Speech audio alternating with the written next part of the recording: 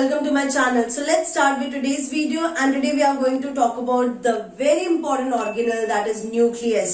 तो हम न्यूक्लियस को कैरियन भी बोल सकते हैं. सो आपको याद हो तो हम कैरियोकाइनेसिस मतलब न्यूक्लियर डिवीजन को बोलते हैं, प्रोकैरियोट्स, यूकैरियोट्स. तो जो न्यूक्लियस है उसको आप कैरियन बोलते हैं. It was discovered by Robert brown. आपने इसी चैप्टर के फर्स्ट पेज पे ये चीज पढ़ चुके हैं कि रॉबर्ट ब्राउन ने डिस्कवर किया था. It is a darkly stained body inside the cell. Most important part of the cell which directs and control all the functions of the cell.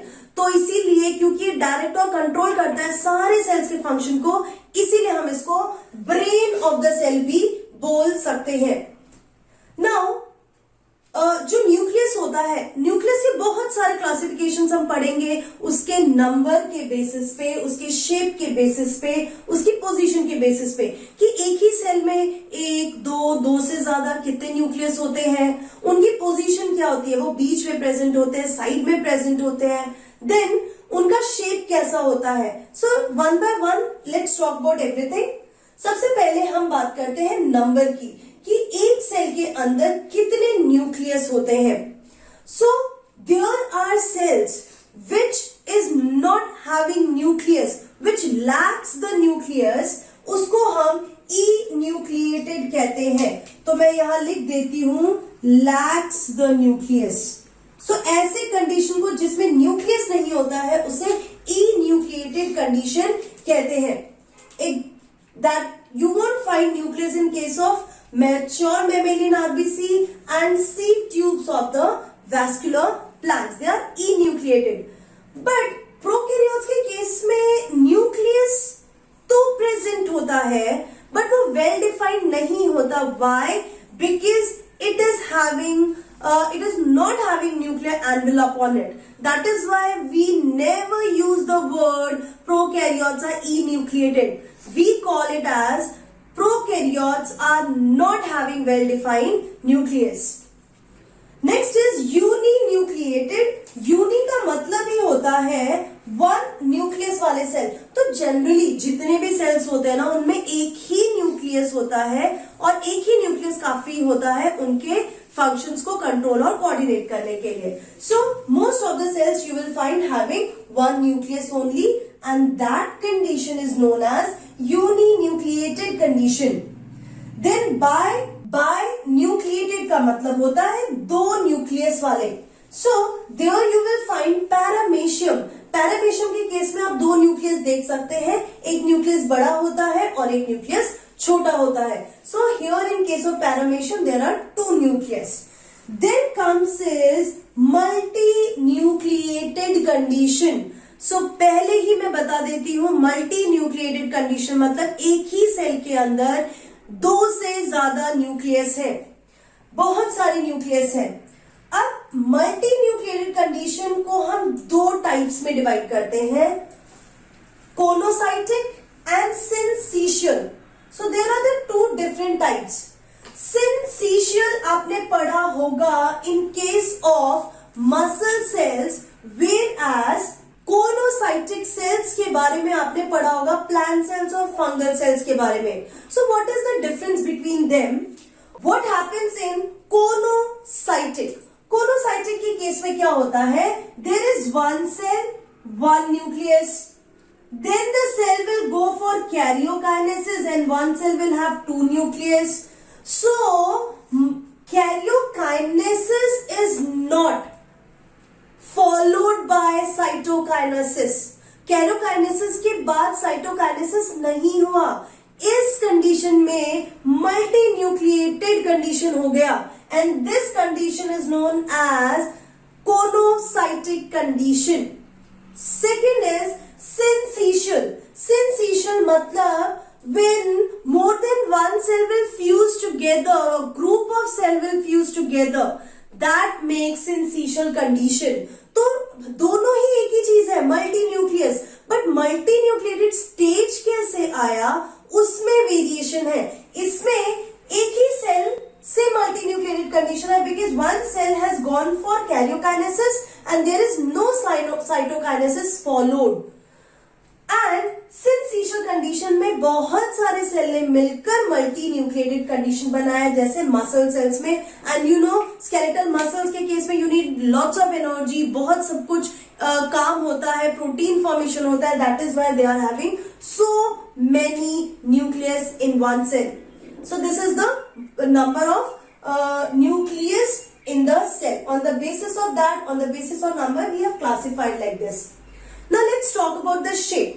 जो शेप होता है न्यूक्लियस का, उसमें भी वेरिएशन होता है. तो जनरली ज्यादातर के केस में आपने क्या देखा है कि जो न्यूक्लियस होता है वो सर्कुलर होता है ज्यादातर सेल्स के केस में. बट स्मूथ मसल्स के केस में जो न्यूक्लियस है दैट इज, तो ऐसे को हम बोलते हैं ओव्यूलर और ओवल शेप न्यूक्लियस. देन आता है बाइलोब. बाइलोब न्यूक्लियस का जो स्ट्रक्चर होगा it is somewhat like this. दो लोब्स दिखे, ये एक लोब, ये दूसरा lobe, and this you will find in acidophils जिनको हम इओसिनोफिल्स भी कहते हैं.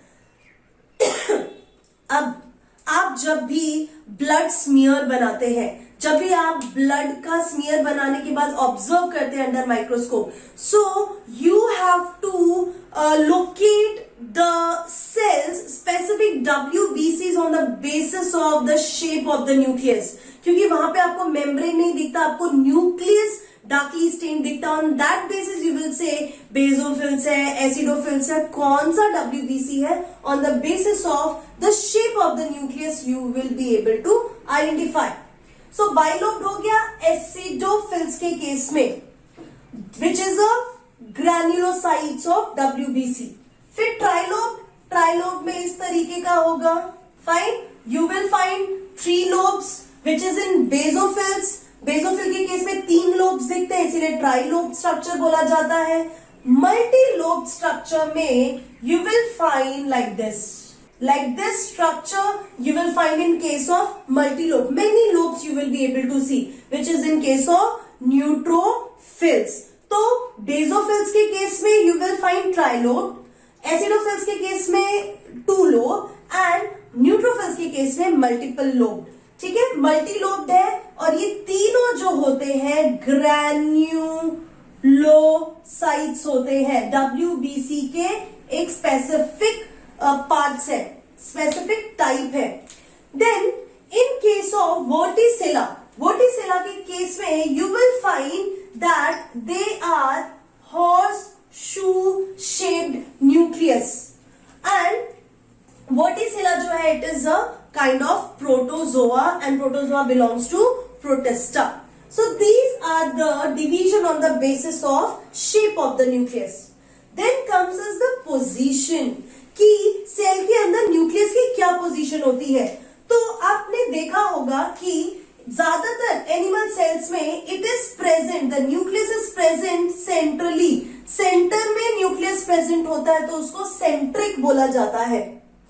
देन अगर न्यूक्लियस जो है it is present at one side, that is called eccentric.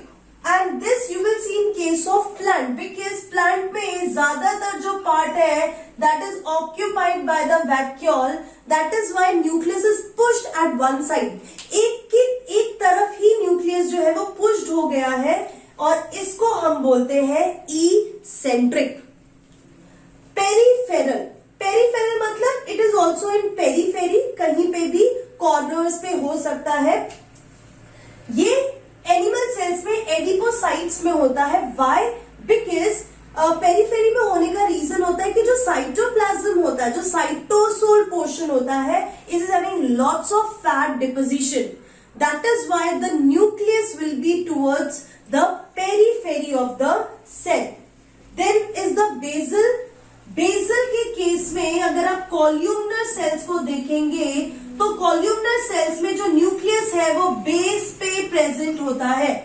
तो ऐसे को हम बोलते हैं, इस पोजीशन को बोलते हैं न्यूक्लियस के basal. So what you have read today, you have read about the nucleus. Nucleus के शेप, नंबर और पोजीशन के बेसिस पे डिफरेंट टाइप्स के बारे में पढ़ा है. आपको इसमें एग्जाम्पल्स याद रखना है। मैंने ये जो 3 बोला है, ये नीट पॉइंट ऑफ व्यू से बहुत इंपॉर्टेंट टॉपिक है। सो see you in my next video where we will discuss in detail about the structure of nucleus. Till then, keep learning and be safe. Goodbye.